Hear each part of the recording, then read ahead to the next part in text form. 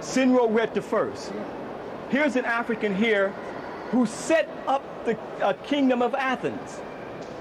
Not only that, conquered into southern Russia, what is called Black Georgia today. I often wonder if that's why they call it Black Georgia, because of this African here in Senro-Ret of the 12th dynastic period. Senro-Ret I, who conquered into Europe at this particular time, and this huge colossal right here going back to the African origins of civilization. Now, Maspero, as my wife pointed out about, he's one of the top psychopathic races. Now keep in mind, the Cairo Museum, people come from all over the world to read this. But first of all, before I read this, let me show you this man right here named Maharpura. This is Maharpura right here, the 18th dynasty, giving praise to the great god Osiris, who the Greeks call Cyrus, sitting in his canopy, just like the Pope sits in his canopy, right?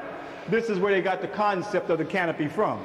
But everything to deny you your history, this is what Maspero says about Maharpura. Let's read it right here.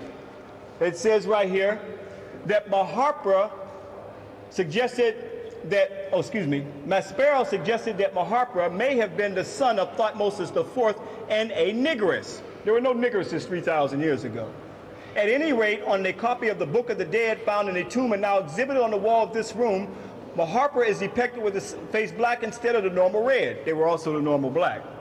A detailed examination of his mummy, which showed that he died at about 20 years of age, also showed that he was negroid, but not actually a Negro. How did he do that? Now this is psychopathic racism at its best.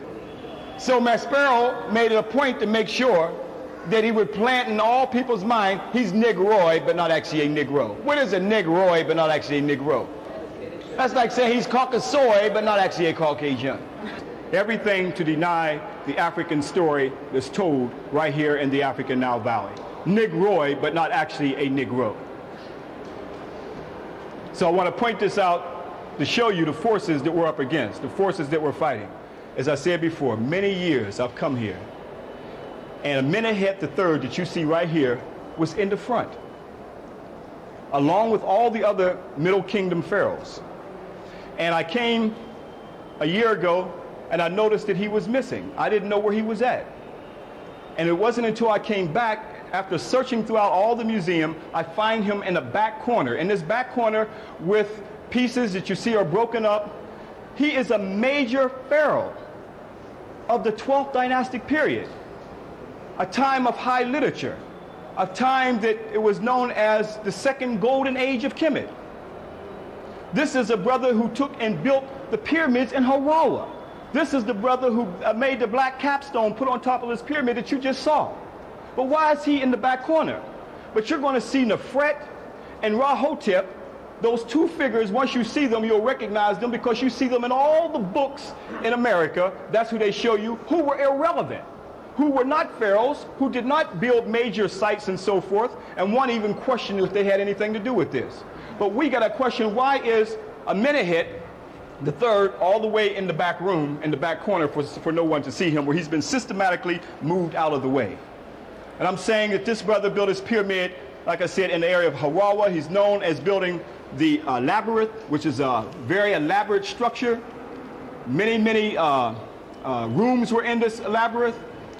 So all the things that he did, but the racism of the Western world, this is where we have Amenhotep III. But you see his nose has been knocked off.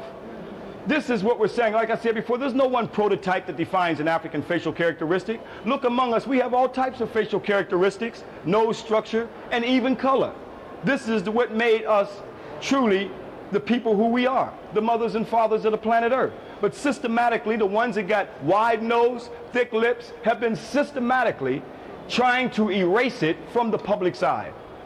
So now we see Amenhotep III is in the back corner with other relics, and we have to come back in the back corner. And when we get around to the other side, I'm going to show you where he once stood at. So we have to understand that there's a serious psychological, intellectual war going on. And it's a serious war this just as vicious as having our children in the classroom where the psychological war takes place, especially when that educational institution is controlled by someone who does, or other people who doesn't have the best interests of our children nor our people at heart. Come on over here, Joseph. Listen, yeah, we've been doing this. Let Joseph come over here for a minute. Here's Amenemhat III living right here today, Brother Ken Joseph. Look at Ken Joseph here and look at Amenemhat III. Go, hold your head up high, brother. No, look at us. We know. All right, okay. Now you can get your shots in right now. Brother gonna charge you for that shot too. Now you can see the gene is still passing on. Yes. We got to take Joseph down to Harawa one day and see that pyramid as well. The first thing that you'll see on Egypt, many of you have seen Rahotep and Nefret. Rahotep was not a king. Nefret was not a queen. They did not hold the throne in ancient times. But it seems as though they are in all of the books in Egypt. It's the opening of the page. Now keep in mind that African people are many, many colors. I've traveled throughout the African continent. There are many, many shades of color of African people. But the point that I want to specifically point out here is the fact that Nefret and Rahotep are the ones who stand out in all the books. So when you get the books, they have selectively gone through here and have, as we know in America, a thing called passing.